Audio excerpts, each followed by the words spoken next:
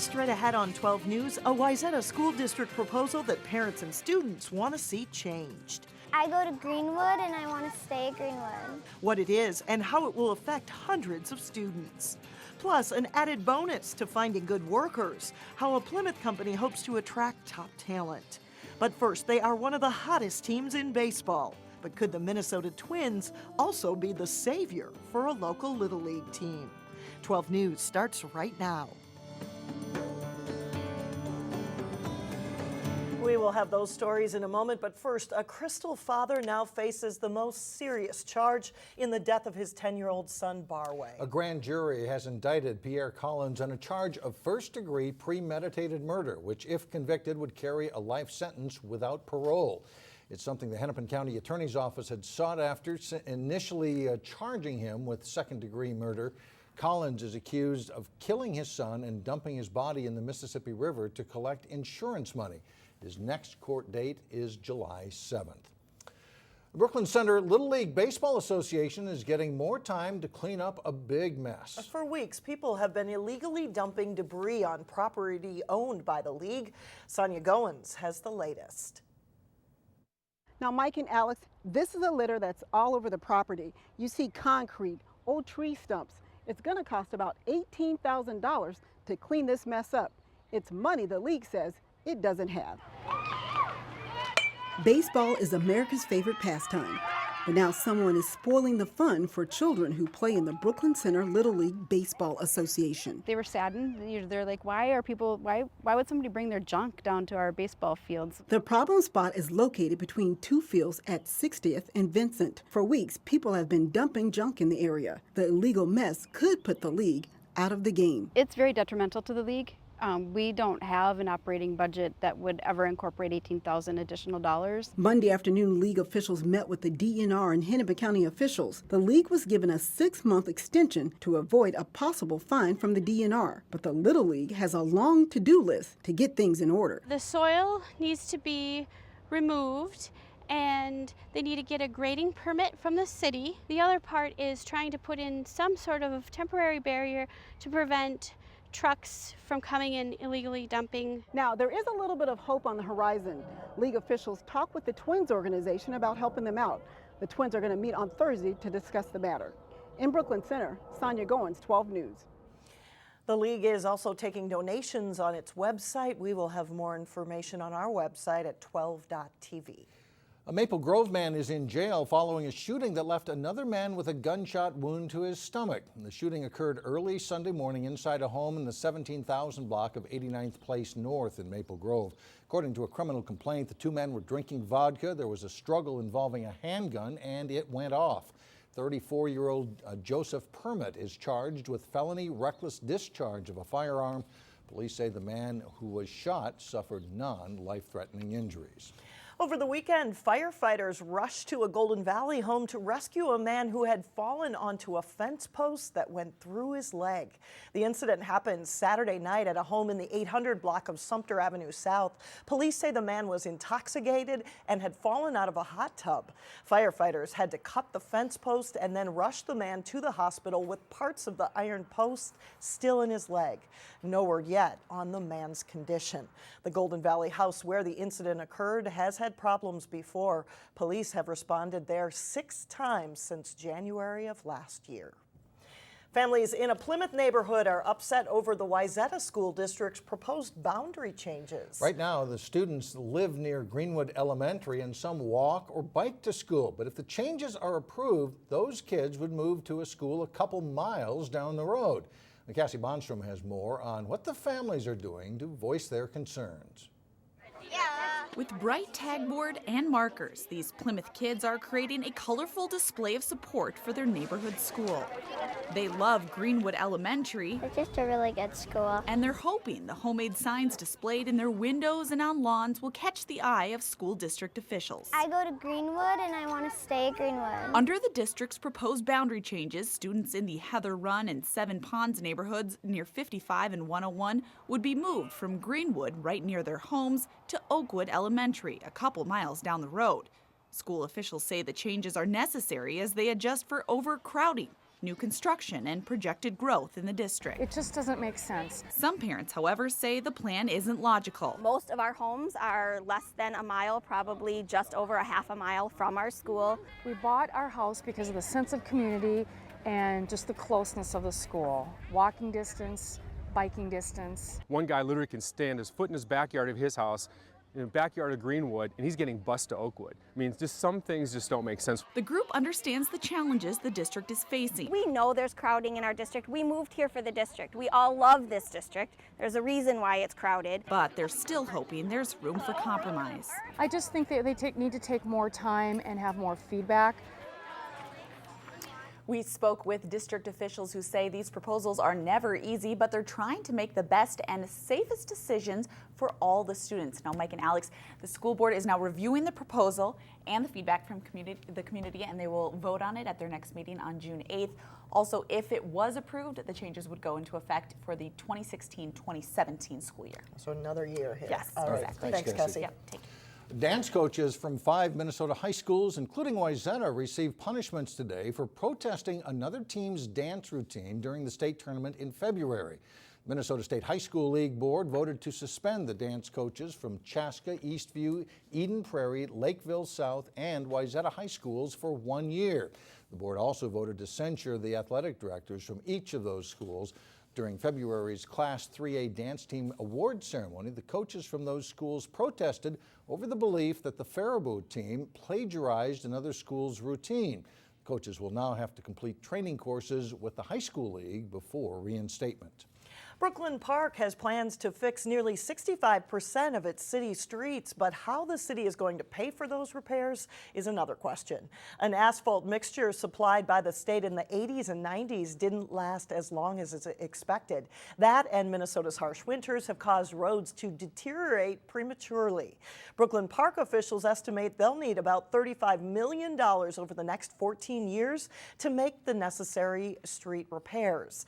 Tonight, Monday evening, the City Council will discuss funding options.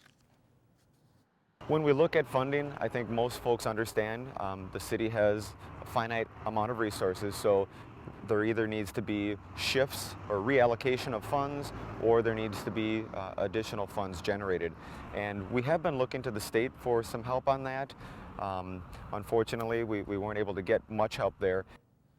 No formal vote will come from the council tonight. The goal is to figure out a sustainable funding source this summer and build it into the budget process for this fall. A less stressful commute is one perk, and now Plymouth Metrolink riders will have another: free Wi-Fi. All 32 Plymouth Metrolink buses will offer Wi-Fi at no extra cost to riders. Plymouth Metrolink provides rides to and from downtown Minneapolis. The Wi-Fi offering comes months after the bus service launched a mobile app that features real-time bus tracking. Well, coming up, a growing Plymouth company's #1 problem. I'll have that up next in Business Matters, and then a little later in sports, Osseo-Park Center meets Armstrong as the boys lacrosse playoffs heat up. But first, another nice day on Tuesday as temperatures creep into the 70s.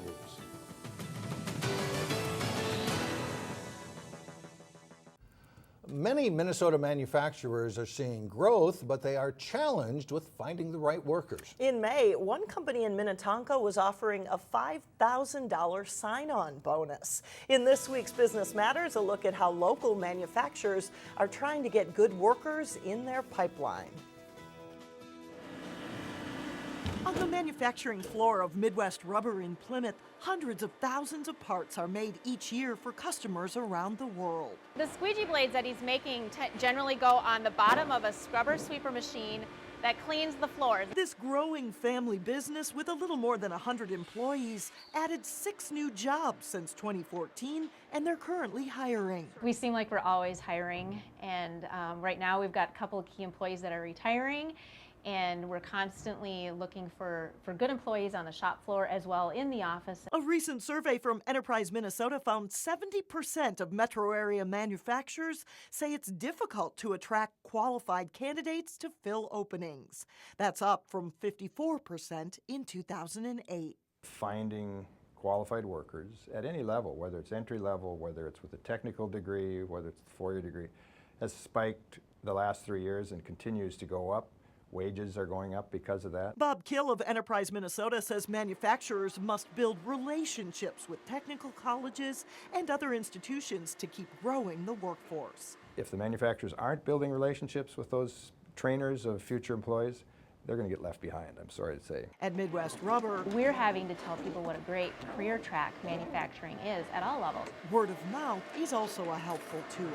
Bob Riddle has 19 years with the company and worked his way up to supervisor. It's a good job. I enjoy working here, and that's why I've been here as long as I have. Growth at this company is steady, but that growth depends on having enough workers, which is why the task of hiring has become an ongoing job. We keep at it all the time. 89% of Minnesota manufacturing executives recently surveyed say they are confident about the future. Coming up, superheroes flock to Brooklyn Center. We'll show you why. But first, a tough start dooms Maple Grove in a section baseball battle. John Jacobson is in with sports when we come back. A lot of runs in the first inning, but it wasn't good news for the local team. No, wasn't a good start for half an inning, and then, not so much after that. The good news section high school baseball tournaments are double elimination events. Maple Grove needs a do-over after a tough loss Saturday. A postcard-worthy day as the Crimson face Mounds in Section 5-3A. Maple Grove jumps on the Mustangs in the top of the first. Charlie Horton's bouncer over the mound scores Adam Brandt hustling around from second base. Maple Grove goes up 2-0. Might have been a bigger inning, but watch that diving catch by Mounds left fielder Tyler Fredlin as he robs Brett Schultz of extra bases. Great play. Bottom of the first, though, is a nightmare for the Crimson. Wyatt Myers single to center, scores Jeff LeMay for the Mustangs.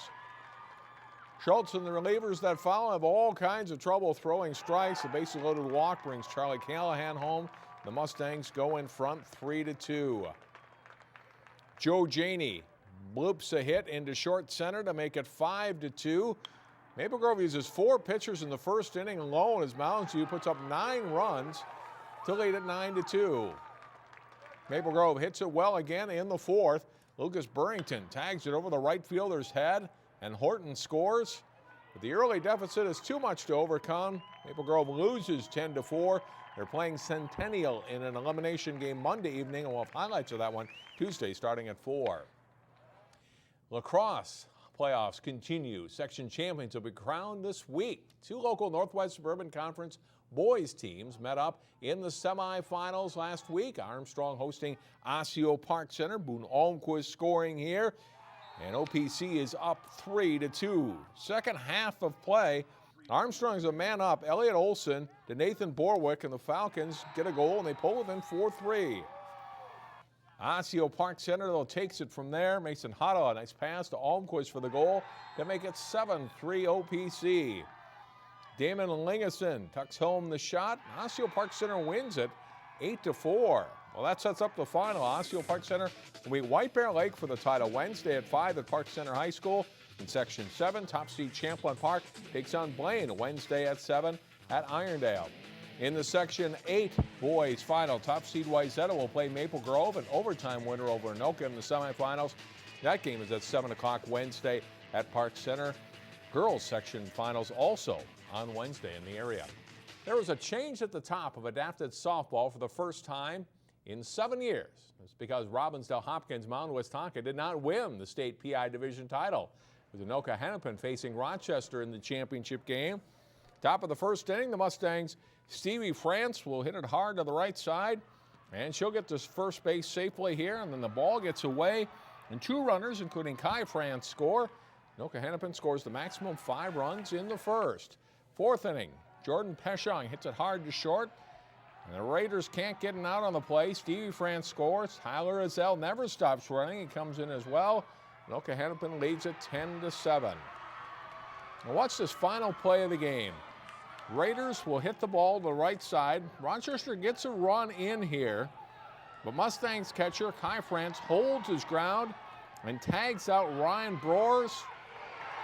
Takes a tumble, but he's okay. That ends the game. Anoka-Hennepin takes the PI division title with an 11-8 win. It's great, we played great defense. You gotta play hard in these type of games. Congratulations to them. After losing in the semifinals, Osseo played for third place in the CI division. The Orioles meeting Dakota United for third place.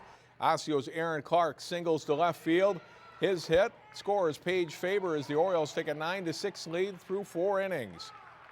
But Dakota United comes back late in the game. Tyler Voss grounds a single to center.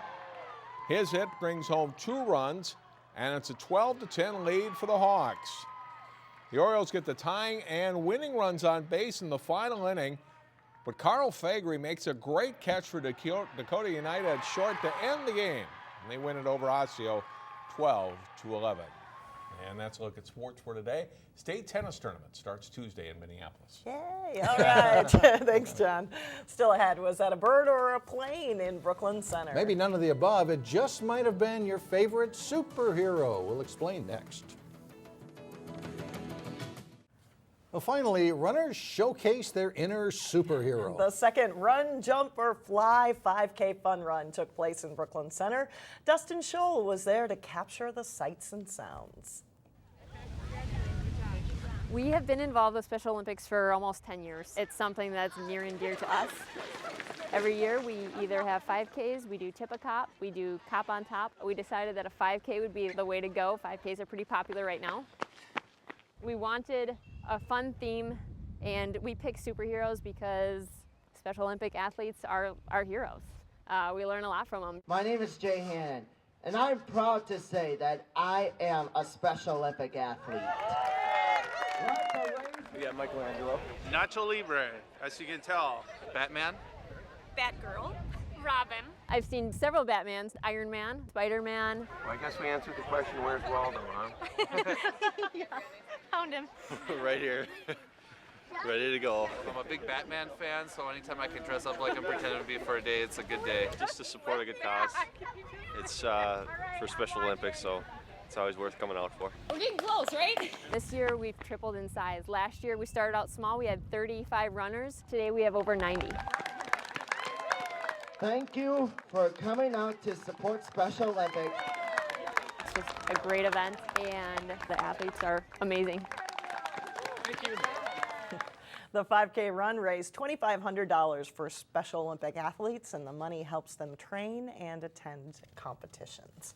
And Waldo showed up. Cool. Yeah. So great. Way to go, guys. That's a good job. Huh? Absolutely. That does it for us. Thanks so much for joining us. Community Corner is coming up next, and we'll see you back here again tomorrow.